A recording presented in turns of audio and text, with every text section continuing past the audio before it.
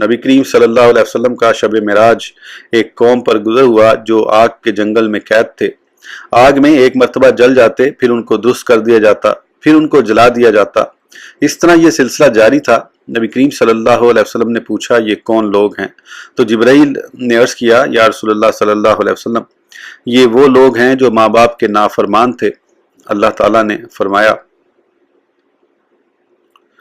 सूरह बनी इसराइल, तर्जुमा, और तुम्हारे रब ने हुक्म फरमाया कि उसके सिवा किसी की इबादत न करो और माँ बाप के साथ अच्छा सलूक करो।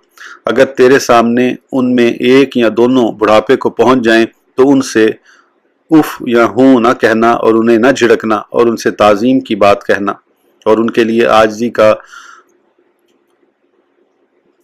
बाजू बिछा नरम दिली से और अर्ज कर, ए मेरे रब, तू इन दोनों पर रहम कर जैसा कि उन दोनों ने मुझे बचपन में पाला।